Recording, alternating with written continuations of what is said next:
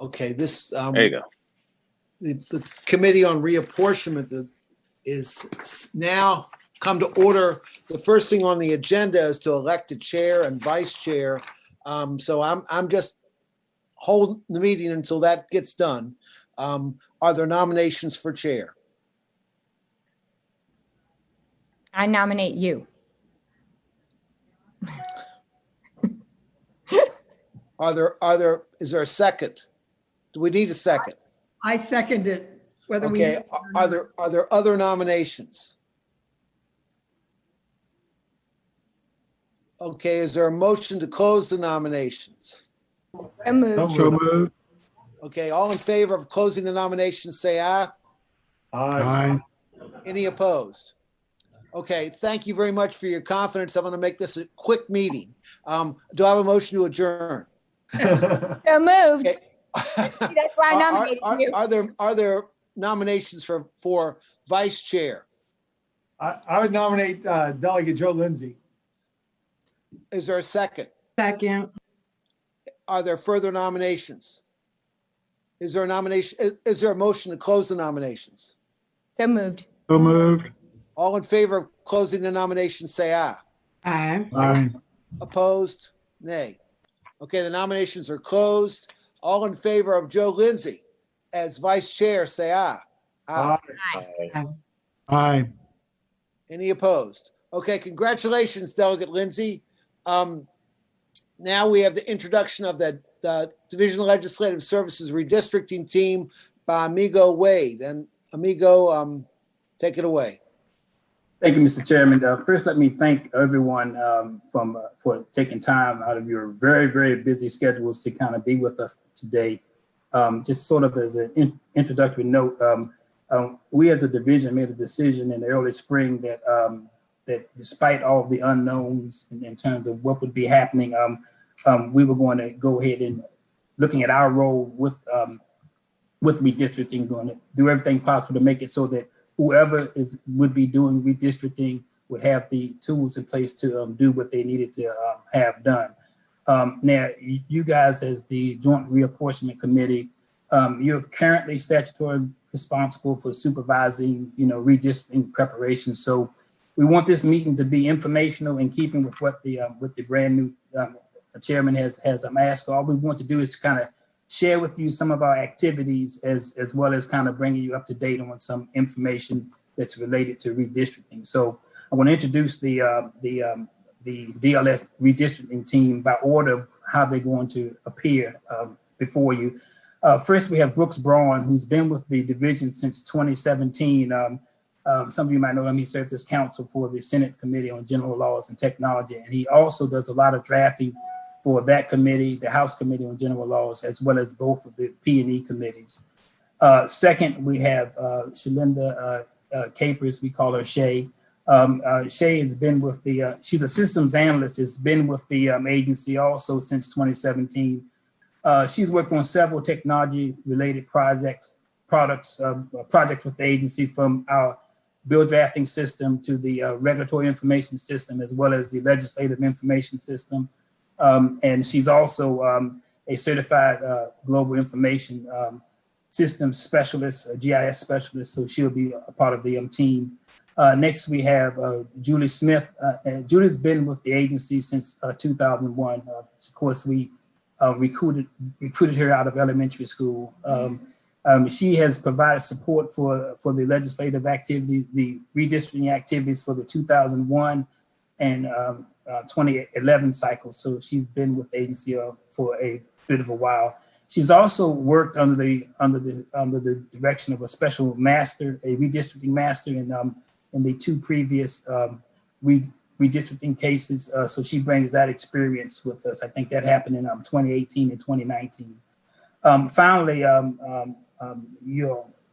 most of you all are probably going to be familiar with Meg, but you're probably used to seeing the back of her head when she's in meetings. But Meg has been with the agency since 2013, and she's counsel for both the House and the Senate P&E committees. So with that, I'm going to go ahead and I think Brooks is the first one that's going to be speaking. And he's going to kind of talk about our activities in preparation for the 2021 cycle. Go ahead, Brooks. Thank you, Amigo. So I believe I was going to talk about the redistricting software. Was that the first thing on the list?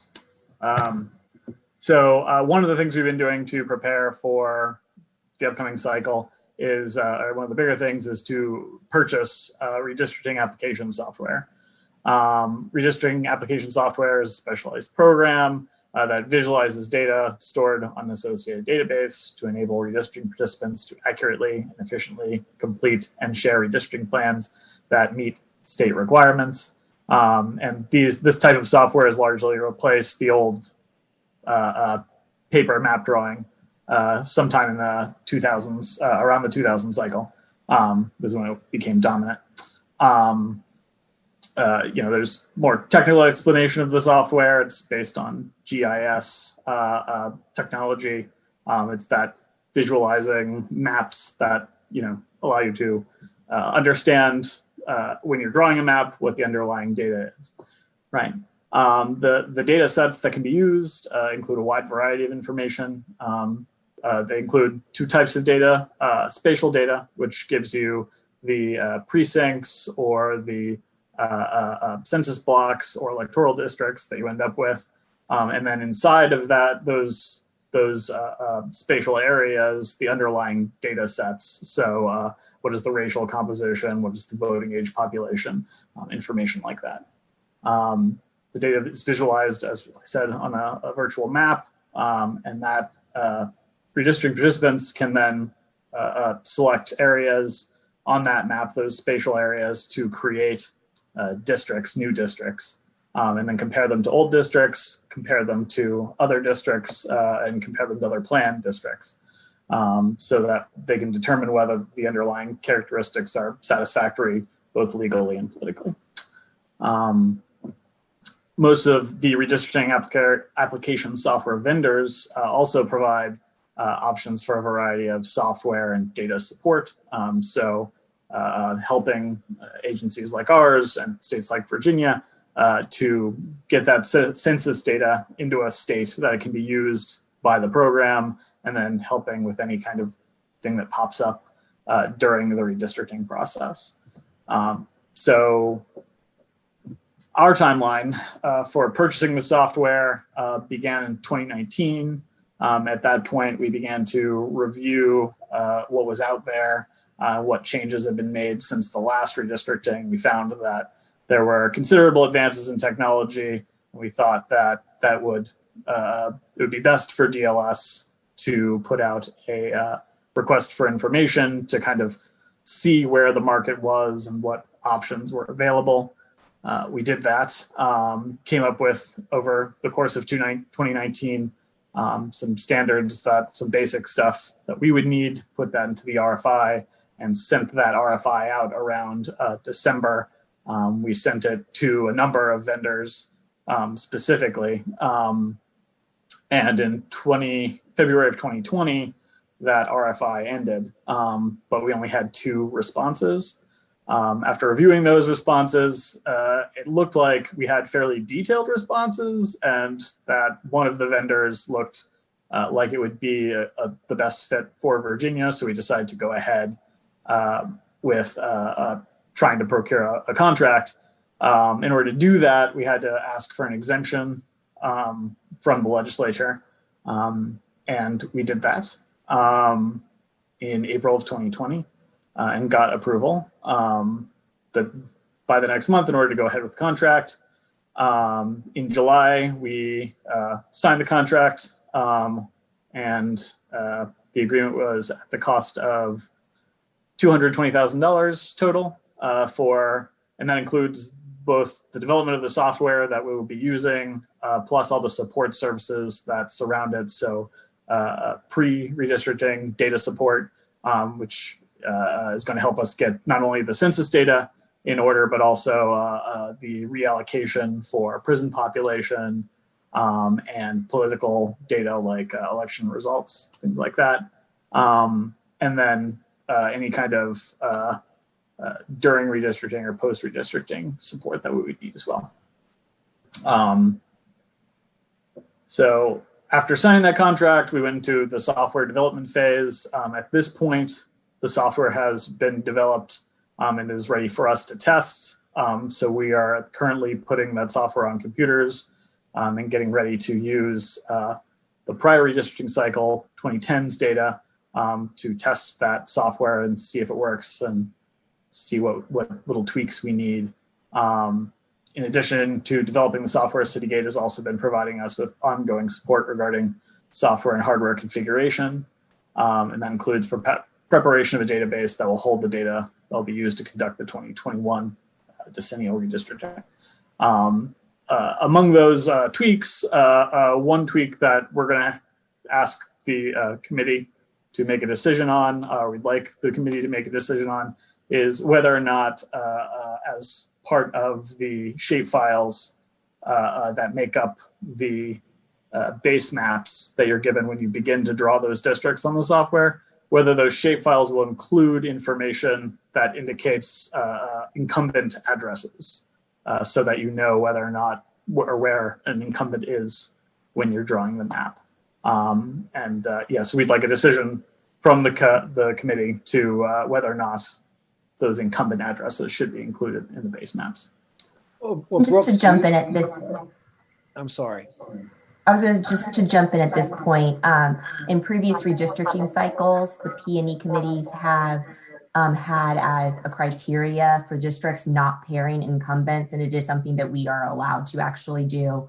Our criteria bill that we adopted this past session doesn't prohibit this, so you all are on solid ground if you decide to have us make those shape files available. Is this vendor, Brooks, is it somebody we've worked with before? I'm muted, sorry. Yes, it is. It's Citygate, I believe the full name is Citygate GIS, Citygate GIS, and we've used them for the past 2 redistricting cycles. So yeah, we're very familiar with them and then have a good working relationship with them, yes. Well, then, Meg, do you think we need a motion to with respect to whether we're going to include the incumbent addresses? I always feel good when you guys do an actual vote, but I don't know if virtual meetings have changed some of those rules or not. But okay, well, let me ask you: is now the appropriate time to do that, or is there going to be more decision? No, that should be it. Okay, well then the issue before us is whether or not we include the incumbent addresses and the information that goes to the software developer.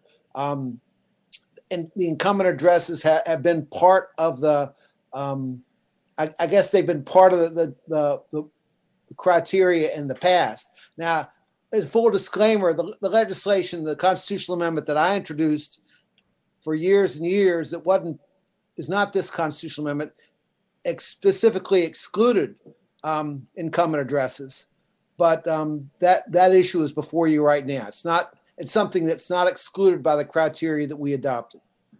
And Julie might be able to explain this. I believe the situation is that if you all decided later that you didn't want to see those incumbent addresses, you wouldn't have to pull up those shape files. So it's just a matter of having that information available if you decide to use it. As I see it, and I want you to help us understand this, but if the constitutional amendment passes and there is an extra legislative group that's putting the districts together, this will just be information for them. And if it's not part of the criteria bill, it's not something that they have to pay attention to. Is that correct? Correct. If they chose not to avoid incumbent pairing, then they wouldn't need to worry about what y'all's addresses were. Mr. Chairman, can I ask another question? Mr. Chairman, can I speak to? Well, I'll defer to Delegate Simon. Mr. Chairman Lindsay. All right. I guess and I'm I feel like I'm drinking from a fire hydrant here, but but just from a standpoint of just how it hits me initially, I think that if we're plugging in the incumbent addresses, we're doing just the opposite of what we claim that we've been doing by this process. Because this is supposed to be about is it contiguous? Is it communities of interest? Is it a situation where we look at a situation of compactness? And so I don't know that this is one of the primary factors that at least at this juncture should be considered. So I guess that gives you some suggestion as to my thoughts on the issue. He's Bree, muted. you got to unmute. Delegate Simon, were you raising your hand? Yeah, I was going to ask a question, I guess, which is having the data available in the shape file is just a matter of having it pop up, sort of, I guess, more easily, right? Since the criteria doesn't stop us or the commission, should the amendment pass, from considering that, it just sort of it eliminates a step for whoever's drawing the map, right? I mean, nothing we do today, if we say don't give us the address information in the shape file, doesn't mean that somebody's not going to sit there with another map and have to overlay it, right? Or go on Google Delegate Maps. Simon, that's exactly the way I understand it. Yeah. That's exactly the way I understand it. There's nothing about the criteria that we adopted that says we have to include this or we have to exclude it. It's been part of the criteria in the past. It's not part of the criteria this time around. All right. Thank you, Mr. Chairman. I think Delegate Price had a question. Delegate Price, I apologize. Yes, no problem. Thank you. I just, because I wasn't here last time, for anybody that what were previous conversations about, I guess separate from incumbent protection, what were previous conversations as to why this was needed? Like Chairman Lindsay's original comments, if this isn't an incumbent protection map, and it's really based on the census data or what we're saying for communities of interest. House Bill 1255 was silent on that, but to be honest, it was so that it could pass the Senate. So I don't want us to lean heavily on why the legislation was silent on that, because it was in order to get the bill passed. So I do want to just speak on behalf as the chief sponsor of that legislation. But I did want to know, what were previous conversations as to the benefits of it short of incumbent protection? Senator Howell and perhaps Senator Vogel are the only ones that were part of that. That 10 years ago, that were part of that discussion. Senator Howell, you may remember. I definitely remember. It's a little remembered fact. I was chairing P&E at the time of the last redistricting. The argument against having, wait a minute, the argument for including incumbents' residencies was the belief that we actually are not equal to everybody else. We have been elected in the past, and that should give us special status. Now, whether anybody thinks that way anymore, I don't know, but that was the thinking back 10 years ago. If I may just jump in, one of the sort of emerging criteria principles that the Supreme Court has recognized as valid is not necessarily incumbent protection, but avoiding incumbency pairing. The idea, especially when you think about Northern Virginia, which just seems like a blob to me, you might accidentally draw multiple members into a single district if we don't have the availability of a shapefile that has those addresses plotted on it. All right, just jumping in one last point on this issue. Chairman Lindsay. I recall when we were dealing with Bethune-Hill, and this is far more recent for members of the House in terms of the redrawing of the proposed redrawing of the districts.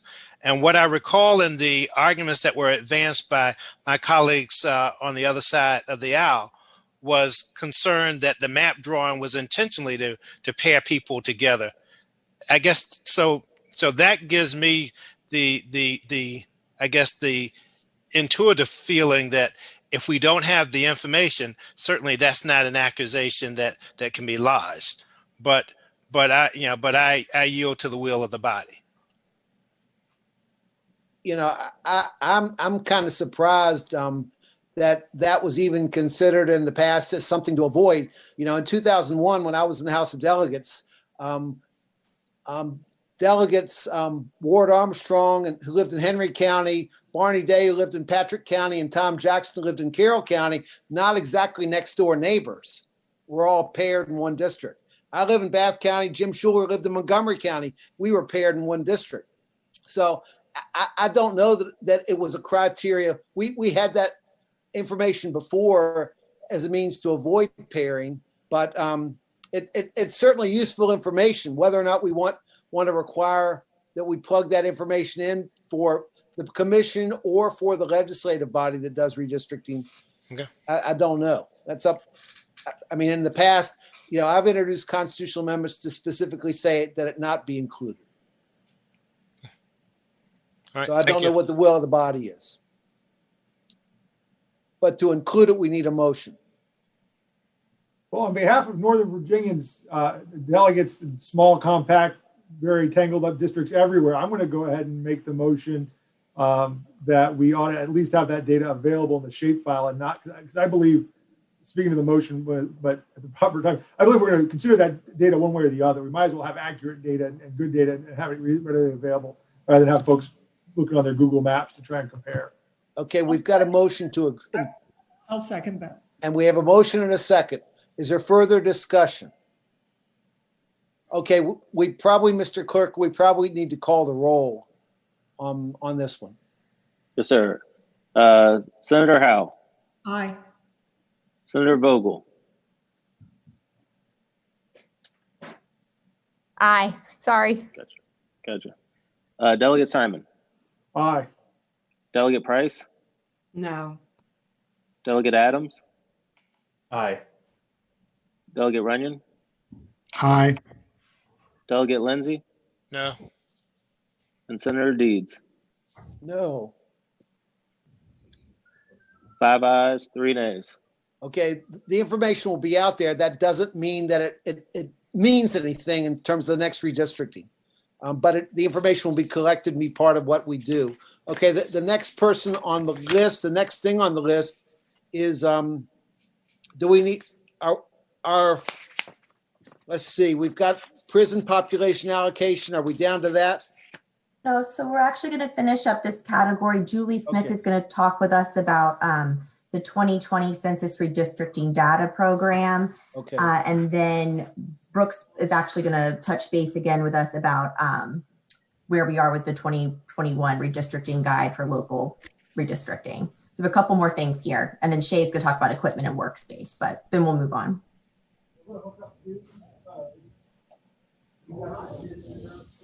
So Julie, do you want to talk about the? Sorry, I lost my screen there for a second. Yes, I'm going to take it back a few years, going backwards about 5 years, to talk a little bit about the 2020 Census Redistricting Data Program. The first thing I'd like to mention is that it is important for geographic units used by the Census Bureau to match with what state and local governments understand them to be. To that end, the Census Bureau conducts the Redistricting Data Program. Its objective is to provide the officers or public bodies responsible for redistricting in each state an opportunity to identify geographic areas for which decennial population totals are needed. In order for the states to take advantage of this program, the Census Bureau designated mapping software that was specifically required to draw these geographic areas, and participants were also required to use an online submission system created by the Census Bureau.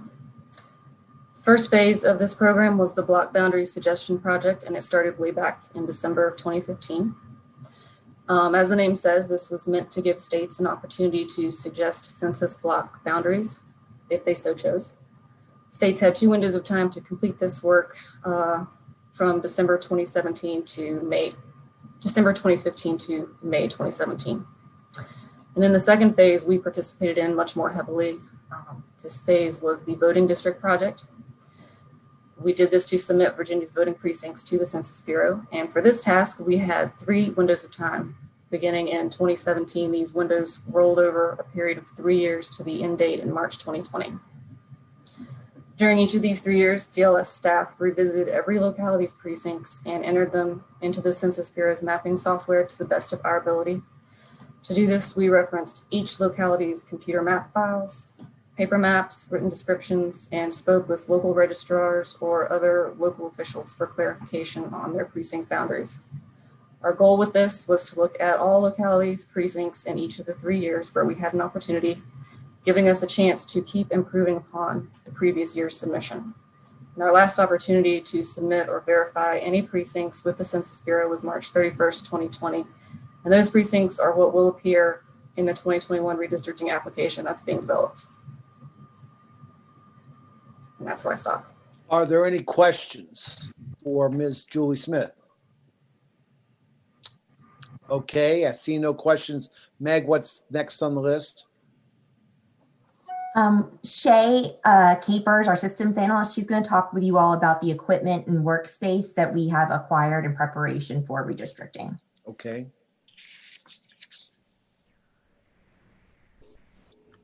Hi. So far, we've acquired 4 Dell Precision workstations. I'm sorry, worktop laptops. Whew. And 2 Dell Precision desktops with 27-inch monitors. We also have 2 color laser printers for the standard maps, and we also have an HP Color Inkjet 36-inch plotter printer for the larger maps, if those are needed. We're gonna get, we have a Dell PowerEdge server, and we also have a 12 terabyte backup device for our server in case the server goes down.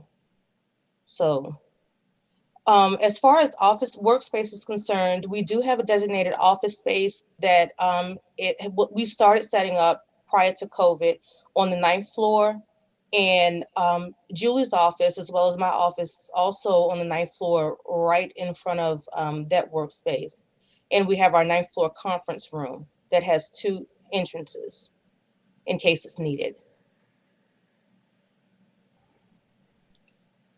Okay, Senator Howe, is it you were part of this process? I mean, you were the chair 10 years ago, and while I've been on the committee a while, I've never been on the reapportionment committee before. Is this similar to what was done 10 years ago and similar to the space? You're on mute.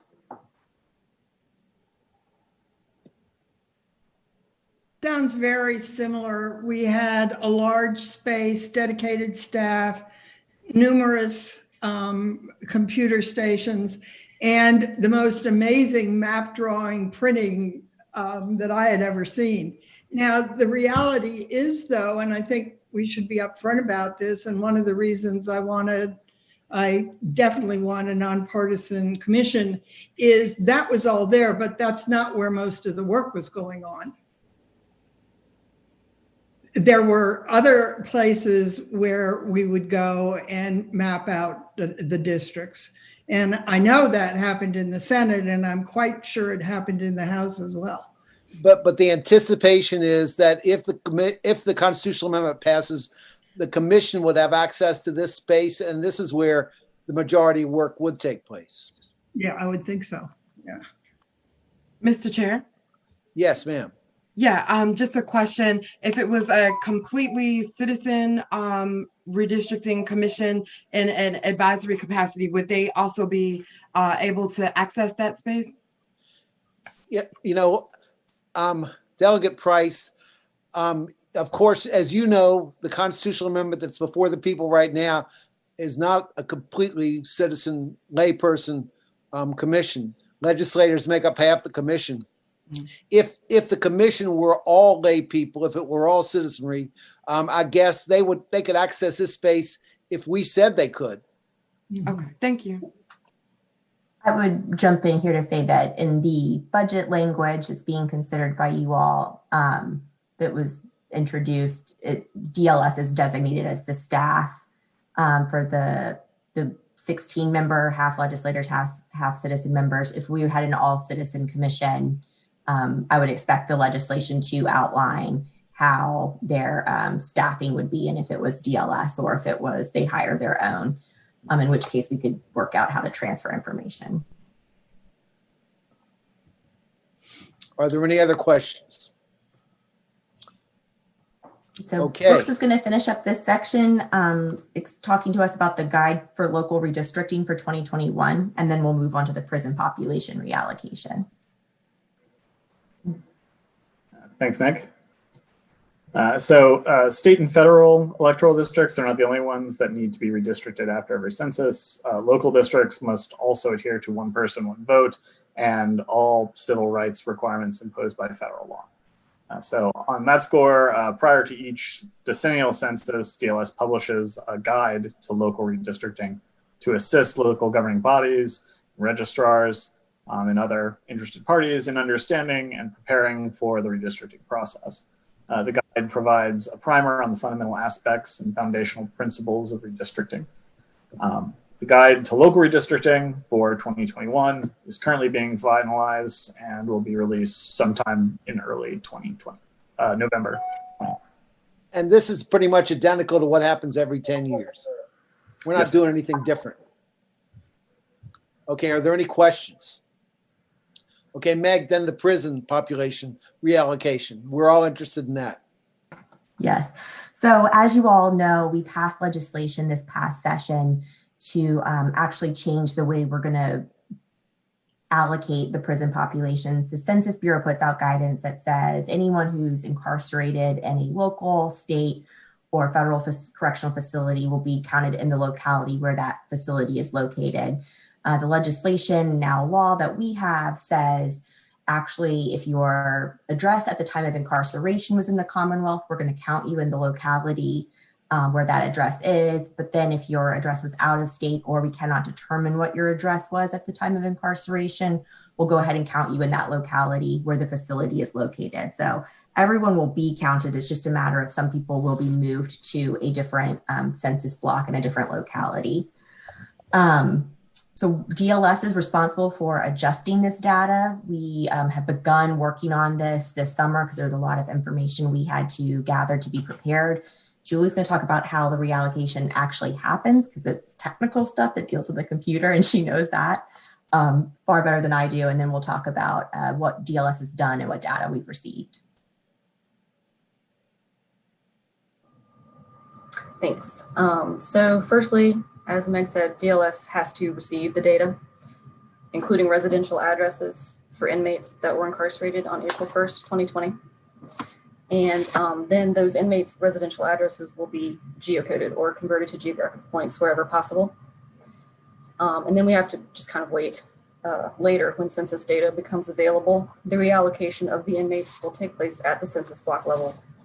The idea is inmates can be subtracted from out of the population of the census block where they were assigned as residing in a correctional facility, and they can be added into the population of the census block that contains their residential address. And this is one of those heavy data prep activities that we have secured the services of an experienced redistricting vendor to navigate. So what we've done so far this summer is we reached out to the Board of Corrections to get the information for the local correctional facilities.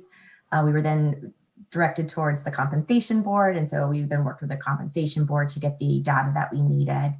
We've reached out to the Department of Corrections to outline what the legal requirement was and the data that we would need and what format. We did get data from them. We've gotten the data, Julie, correct me if I'm wrong, we did get the data from the local correctional facilities as well. Yes. And then we reached out to the executive assistant for the 3 federal facilities here in the Commonwealth. One replied and told us to talk to the Office of Legislative Affairs in DC. So we reached out to them. We have not gotten any type of response. So right now we're categorizing all of the federal population as addresses that cannot be determined. And the law does provide specifically for if we did not receive their record that we would count them as cannot be determined and then in the locality where their facility is located. Do we know how many prisoners are being held in the federal facilities? I don't think we have a head count yet. I think we'll get that with the census data. We'll have that all specified in a block for us.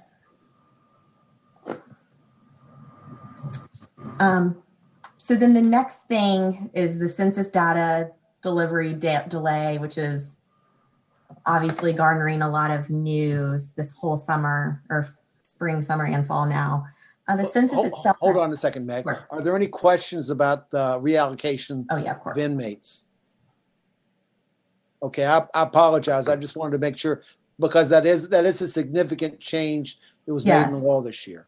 Correct. We, 2 states did it in 2011, and a number of us have now changed our law to do it for the first time this upcoming cycle. So it'll be interesting. We'll be learning along with everybody else. Okay, thanks. So the census data delay, I know a lot of you all have asked me questions about this all all summer. The census itself has 4 general steps: the solicitation of self-responders, responses by households, then the non-response follow-up, data processing, and submission of the 2 statutorily required reports based on that census data. One of those reports being the data that goes to the president, that is the apportionment number, or the number used for apportionment purposes. And then the other data report is the data that the states get to use for redistricting. These both have deadlines that are in the law, but are now under, a question has arisen. So the self-response period had just begun like 6 days before everything shut down because of COVID. So they put a delay on field operations for about 47 days.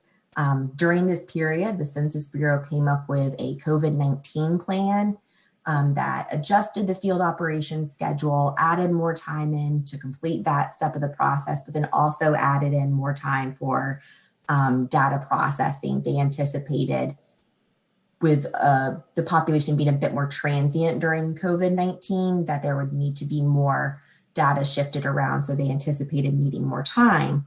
And as part of this, they then went to Congress and they asked to have the statutory deadlines that are in the law pushed back for 120 days.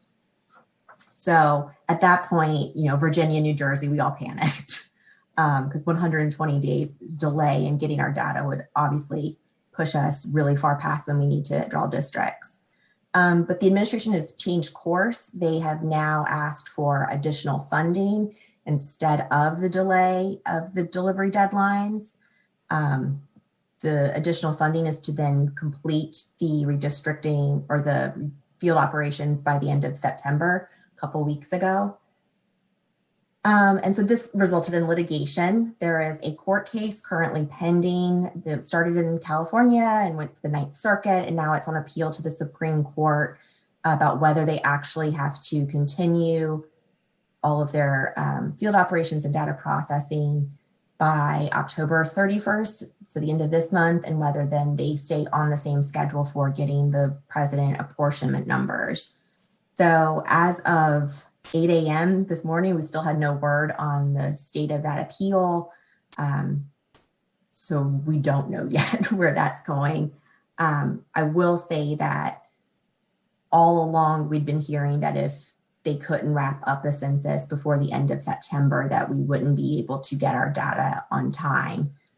So it now looks like that's a foregone conclusion, but this continues to be in flux. So, I wouldn't bank on anything at this point, other than our timeline being a real mess. So I did include this in the materials that you all should have gotten, just what our 2021 timeline is based on when the elections are, what we've done in the past as far as adjusting primary schedules, and then also the legal requirements we do have about like early voting, the 45 days of early voting.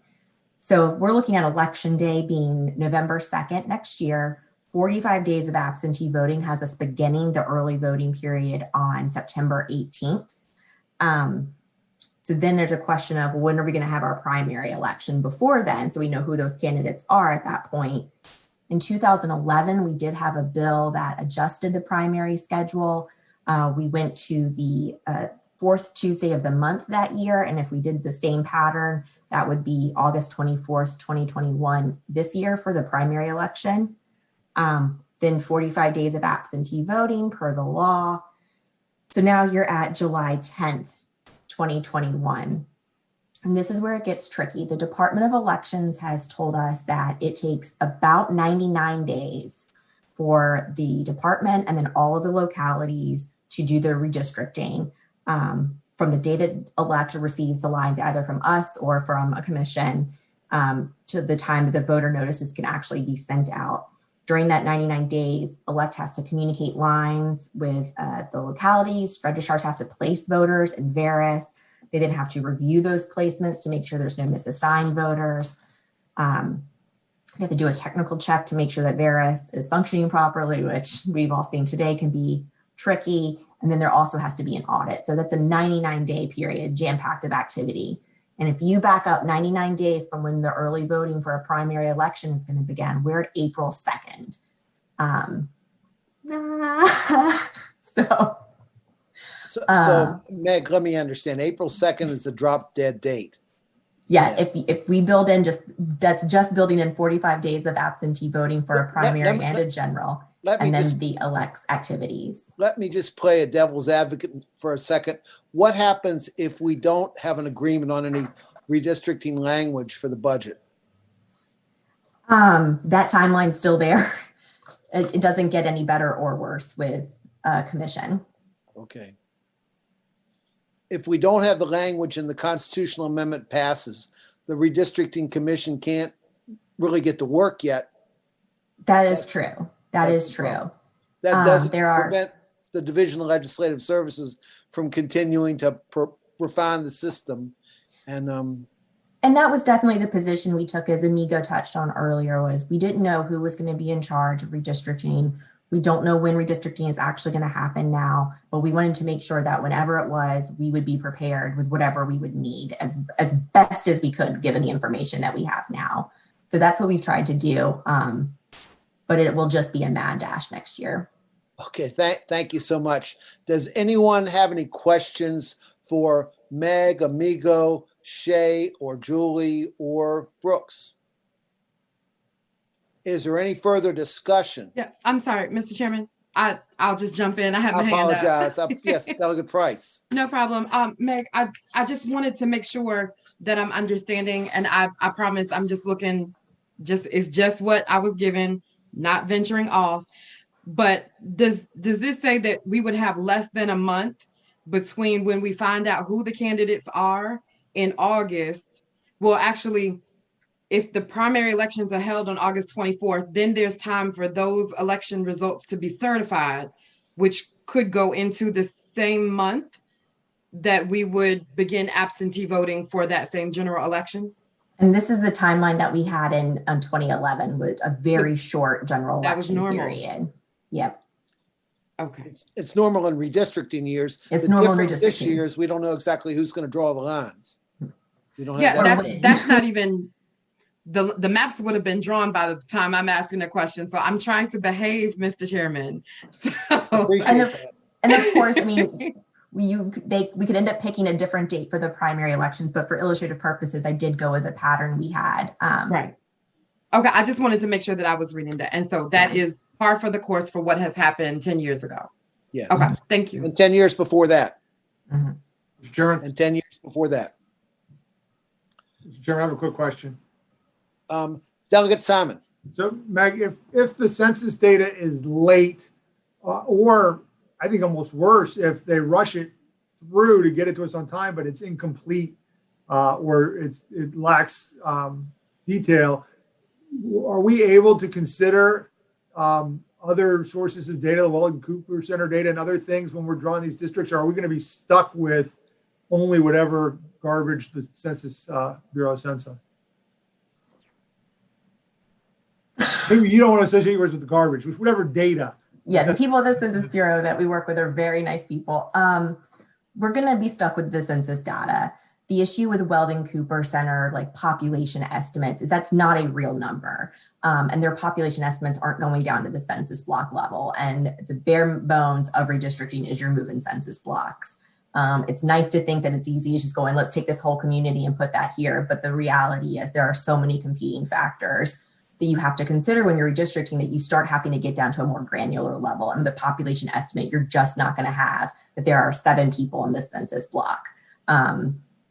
If we don't get data from the census in time to redistrict, then I'm expecting someone who gets paid a lot of money to take us to court to get permission from the court to not redistrict in time for the 2021 election. If there is a question about the accuracy or completeness of the census data, I would expect lots of states to be going to court, and then we'll just keep waiting. Are there additional questions? Well, I think we're at the end of our agenda. Is there additional business to come before the committee? Then we will rise. Thank you, Thank guys. you all very much.